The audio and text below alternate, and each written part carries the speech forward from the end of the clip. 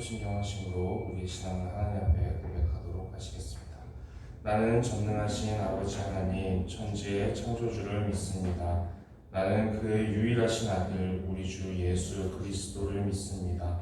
그는 성령으로 잉태되어 동정녀 마리아에게서 나시고 본디오 빌라도에게 고난을 받아 십자가에 못 박혀 죽으시고 장사된 지 사흘 만에 죽은 자 가운데서 다시 살아나셨으며 하늘에 오르시어 전능하신 아버지 하나님 우편에 앉아 계시다가 거기로부터 살아있는 자와 죽은 자를 심판하러 오십니다. 나는 성령을 믿으며 거룩한 공교회와 성도의 교제와 죄를 용서받는 것과 몸의 부활과 영생을 믿습니다. 아멘. 찬송가 213장 함께 찬양하시겠습니다. 찬송가 213장입니다.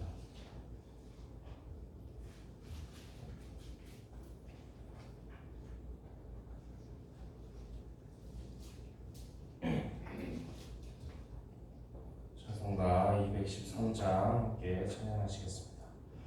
나의 생명 드리니 주여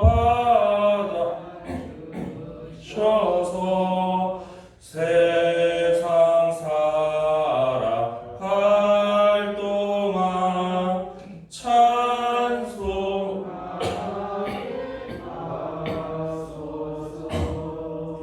손과 발을 들이니 주여 받아주셔서 주의 일을 위하여 민첩하소서.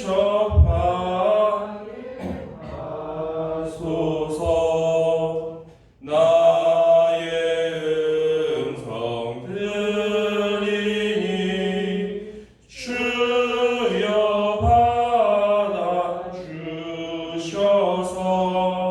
주의 진리 말씀만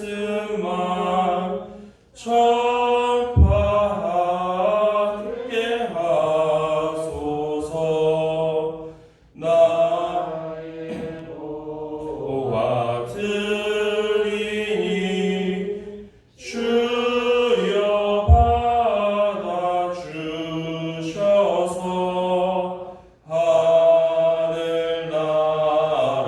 위하여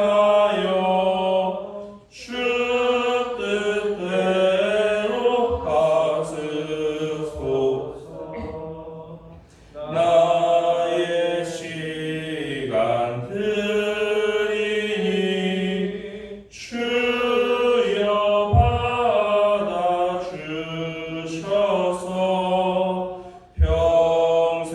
평생토록 주 위에 봉사하게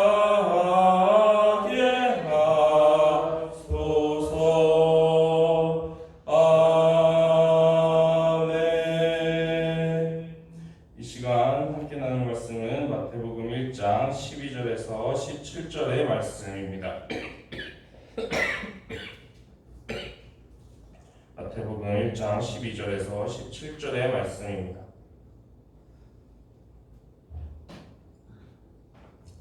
본문 말씀을 교독하여 읽도록 하겠습니다. 바벨론으로 사로잡혀 간 후에 여고냐는 스알디엘을 낳고 스알디엘은 수룹바벨을 낳고 수룹바벨은 다윗을 낳고 다윗은 엘리야김을 낳고 엘리야김은 아소를 낳고 아소르는 사독을 낳고 사독은 아킴을 낳고 아킴은 엘리웃을 낳고 엘리야김은 엘리야사를 낳고 엘리야사는 마따냐를 낳고 마따냐는 야곱을 낳고 야곱은 마리아의 남편 요셉을 낳았으니 마리아에게서 그리스도라 칭하는 예수가 나시니라. 그러신 모든 예수가 아브라함부터 다윗까지 열려되게요 다윗부터 바벨론으로 사로잡혀갈 때까지 열려되게요 바벨론으로 사로잡혀간 후부터 그리스도까지 14대더라. 아멘. 오늘은 우리가 마태복음 1장의 말씀, 이제 처음 마태복음 1장이 시작되는 말씀을 함께 나누려고 합니다. 우리가 이제 이 마태복음 1장의 말씀을 보게 되면 이제 족보로 신약이 시작을 하게 됩니다. 우리가 이제 족보의 말씀을 보게 되면 보통은 지루하다고 느끼는 경우가 많이 있죠. 우리에게 생소한 이름들로 이제 시작이 되고 또 누가 누굴 낳고 이렇게 쭉 그 내용들만 전개가 되다 보니까 이제 상당히 이제 지루하게 생각이 되는 경우가 많이 있습니다. 그런데 이 마태복음 1장의 족보의 내용을 보게 되면은 우리가 구약의 역사를 알고 이 족보의 내용을 보게 되면 상당히 이 족보가 은혜로운 말씀이라는 것을 우리가 알 수가 있습니다. 이 족보의 말씀을 보게 되면 크게 세 시대로 구분이 되어 있습니다.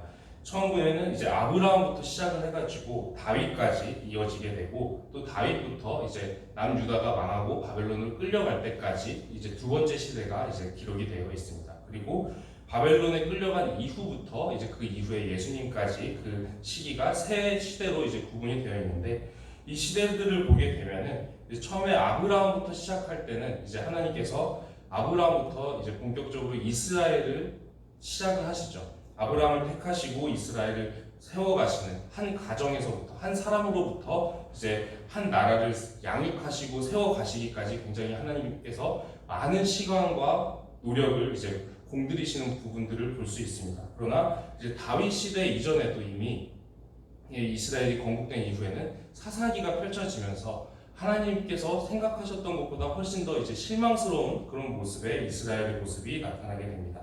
그러고 나서 이제 그 이후에 다윗이라는 사람이 나타나게 되는데 이 다윗은 그래도 이제 하나님께서 굉장히 이제 마음에 맞았던 사람이라고 생각을 하셔서 이 다윗을 통해서 하나님이 기대하셨던 일들이 많이 이루어지겠구나 그렇게 생각을 하셨지만 이 족보를 보게 되면 다윗의 그 다음 족보로 이어지는 내용을 보게 되면 다윗은 우리아의 아내에게서 솔로몬을 낳았다 이런 말씀이 있습니다. 바로 이제 다윗이 하나님 앞에서 저질렀던 가장 큰 실수가 기록이 되어 있죠.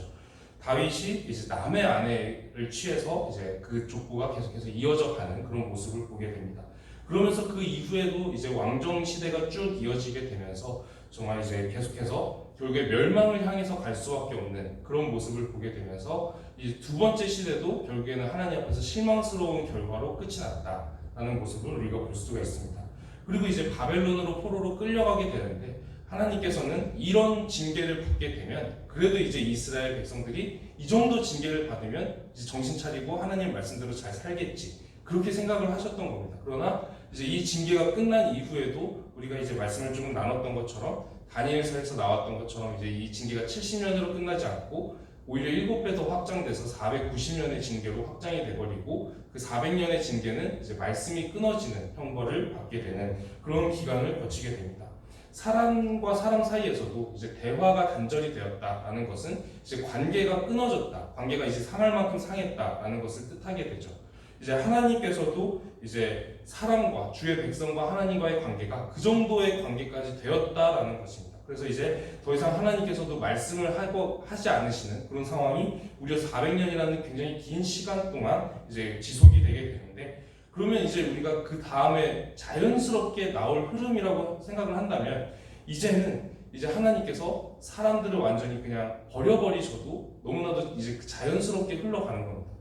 이제는 하나님께서 그냥 이제는 더 이상 사람에게 소망을 줄 것이 없다. 그냥 이 세상을 종말시키고 대부분의 사람들은 그냥 지옥 가라고 하고 그냥 끝내버리자라고 하셔도 이상할 게 없는 그런 상황 속에서 오히려 이 족보의 마지막 부분은 어디를 향해서 가고 있냐면 예수님을 향해서 가고 있는 모습을 보게 됩니다. 그래서 이제 이 구약의 내용들을 구약의 역사들을 쭉 알고 나서 이제 이 족보를 쭉 보게 되면은 사람은 계속해서 하나님 앞에서 실망스러운 모습들만 반복해서 계속 거치게 되었는데 하나님께서는 계속 이스라엘을 양성하려고 애를 쓰셨고 그동안 계속 정말 선한 길로 인도하려고 애를 쓰셨음에도 불구하고 정말 하나님의 그 노력과 사랑과 그런 것과 정말 이제 대립되면서 사람들의 악함, 이런 불신앙 이런 것들이 정말 많이 보여지는 그런 시대들이 쭉 흘러오게 되었는데 그 흐름 속에서도 하나님께서 여전히 사람들을 완전히 아직 버리지 않으시고 한 번 더 사랑의 손길을 내미시는 그 모습이 이제 예수님으로 이어지는 이 족보의 마지막 부분이라고 할 수가 있습니다. 그래서 이 족보의 내용을 보게 되면 사람들이 크게 이제 하나님 앞에 실망스러웠던 그런 모습들이 많이 있었음에도 불구하고 하나님께서 다시 한번 기회를 주셨고 다시 한번 또 사랑의 손길을 내밀어 주셨구나라는 그 내용을 우리가 기억하면서 이 족보를 보게 되면 이 족보가 정말 은혜로운 말씀이구나라는 것을 우리가 알 수가 있습니다. 그래서 참 이 신약 성경이 처음 시작하는 이 마태복음 1장이 이 예수님의 족보로 시작한다는 것이 굉장히 은혜로운 말씀이라고 우리가 생각할 수가 있는데, 우리가 이 말씀을 보면서 이제 하나님의 사랑이 어떤 것인가 그 부분에 대해서 우리가 정확하게 조금 알고 갔으면 좋겠습니다. 왜냐하면은 이제 저도 이제 그 사역을 하고 많은 분들을 만나다 보면은 그 하나님의 사랑에 대해서 크게 오해하시는 경우들을 꽤나 이제 자주 보게 됩니다.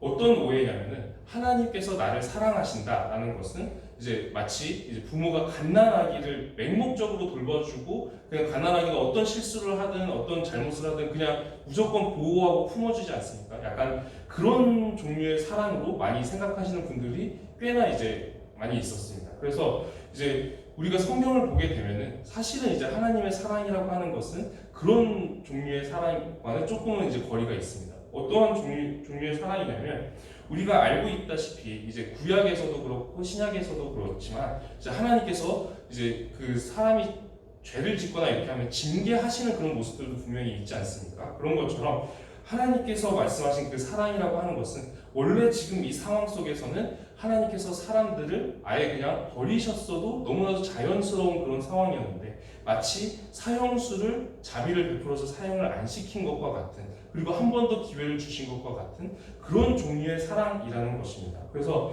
이제 우리가 생각하는 것과 같이 우리가 막 내가 아무리 죄를 짓고 내가 아무리 뭐 잘못을 하고 이렇게 해도 하나님은 무조건 나를 사랑해 주실 거야 라는 그런 종류의 이제 사랑이 아니라 이제 하나님께서는 내가 죄를 짓거나 잘못을 하면 징계를 하실 수도 있습니다. 그러나 이제 하나님께서 이제 말씀하셨던 그 사랑이라는 것은 무엇이냐면 정말 이제는 완전히 관계도 끝났고 완전히 끝났어야 될 그 상황 속에서 아예 끝을 내시지 않고 한 번 더 기회를 주신 것, 그것이 이제 하나님의 사랑이라고 말을 하는 것입니다.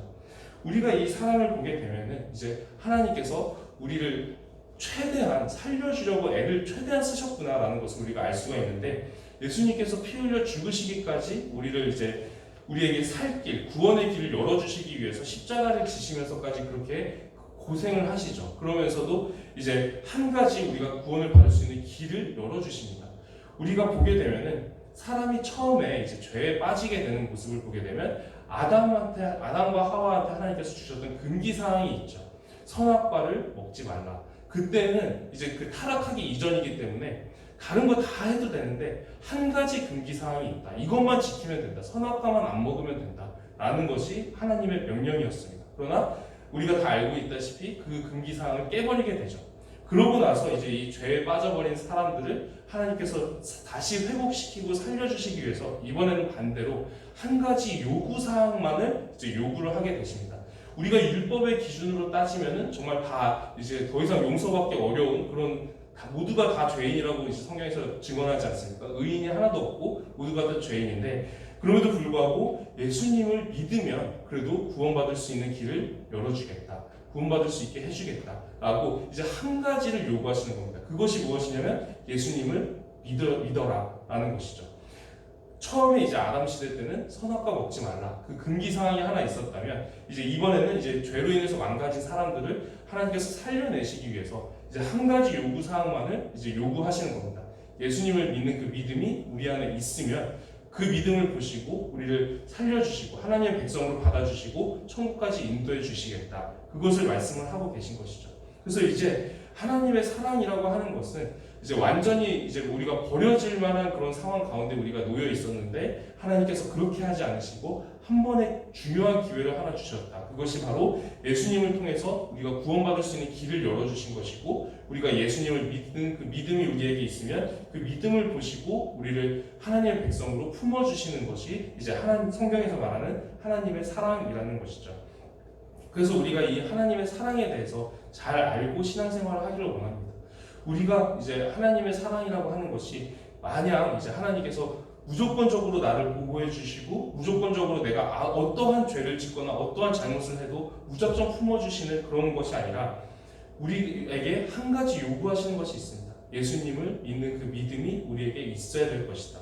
그리고 만약 그 믿음이 없다라고 하면 어떻게 됩니까? 그때는 이제 더 이상 이제 하나님께서도 이제 자비를 베풀어 주지 않으시고 이제 지옥에 가게 되는 그런 상황이 벌어지게 되는 것이죠. 그래서 하나님의 그 사랑이라고 하는 것은 무조건적인 아무런 처벌도 없고 아무런 징계도 없고 무조건 품어주시는 사랑이 아니라 예수님을 안 믿으면 지옥에 갈 수 있는 겁니다. 그 굉장히 무서운 심판이 있을 수 있는 거죠. 그러면서 하나님께서는 이제 우리에게 이 한 가지 요구 조건을 요구하시고 그리고 이제 그 예수님의 그 희생을 통해서 예수님의 그 피값을 통해서 우리가 이 예수님을 믿기만 하면은 그래도 천국에 갈 수 있는 그 길을 예수님께서 자신의 피값으로 열어주신 겁니다. 그래서 우리가 이 하나님의 사랑에 대해서 바로 알고 우리가 정말 그 하나님께서 요구하시는 그 딱 한 가지 요구 조건, 그 요구 조건에 합당한 우리의 삶이 되기를 소망합니다. 하나님께서 우리에게 10가지, 100가지의 요구 조건을 요구하셨을 수도 있겠죠. 그러나 하나님께서는 최대한 많은 사람들을 살려주고 싶으셔서 최대한 많은 사람들을 구원해주고 싶으셔서 오직 딱 한 가지 어려운 일은 예수님이 다 하시고 우리에게 그 예수님을 믿고 그 믿음에 합당하게 살아가라. 그 한 가지만을 요구하셨습니다. 그리고 이것이 하나님께서 말씀하시는 사랑입니다. 우리가 이것을 기억하면서 정말 하나님께서 우리에게 베풀어 주신 그 사랑을 어떤 한 종류의 사랑인지를 우리가 기억하면서 그 믿음에 합당하게 우리가 살아갈 수 있기를 소망하고 기도드립니다. 이 시간 말씀을 기억하면서 기도드리도록 하겠습니다. 기도드리겠습니다. 하나님 아버지 감사합니다. 오늘도 우리가 말씀으로 예배로 하루를 시작하게 하시니 감사를 드립니다. 하나님 오늘도 우리가 믿음으로 살아가고자 애를 쓰려고 우리가 노력합니다. 하나님 그럼에도 불구하고 우리에게 연약함이 너무나도 많이 있습니다. 하나님께서 우리를 붙잡아 주셔서 정말 성령으로 동행하여 주시고 인도하여 주셔서 말씀으로 늘 우리를 붙잡아 주셔서 우리가 믿음으로 살아낼 수 있도록 하나님 함께하여 주시옵시고 우리의 걸음걸음마다 인도하여 주셔서 우리가 예수님을 믿는 그 믿음에 합당한 그런 모습으로 살아갈 수 있도록 우리의 걸음을 인도하여 주시옵소서. 살아계신 우리 주 예수 그리스도의 이름으로 기도드립니다. 아멘.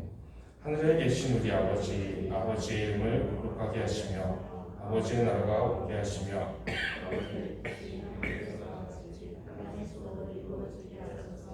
오늘 우리에게 일용할 양식을 주시고 우리가 우리에게 잘못한 사람을 용서하여 준 것 같이 우리 죄를 용서하여 주시고 우리를 시험에 빠지지 않게 하시고 악에서 구하소서. 나라와 권능과 영광이 영원히 아버지의 것입니다. 아멘. 오늘은 교회를 위해서 기도하는 날입니다.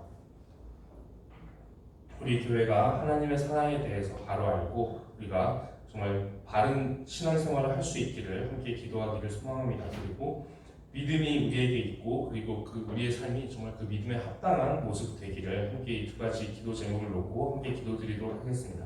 그리고 가지고 오신 개인적인 기도 제목들로 함께 기도드리겠습니다. 함께 통성으로 기도하시겠습니다. 하나님 아버지 감사합니다. 하나님 오늘 우리가 하나님 앞에서 이제 기도로 올려드리려고 합니다. 하나님 우리 교회가 정말 하나님의 사랑에 대해서 바로 알고 우리가 그 사랑에 대해서 정말 제대로 신앙생활을 할 수 있도록 우리에게 지혜를 더하여 주시옵시고 우리가 그 하나님의 사랑을 알고 신앙생활을 할 수 있게 하여 주시옵소서.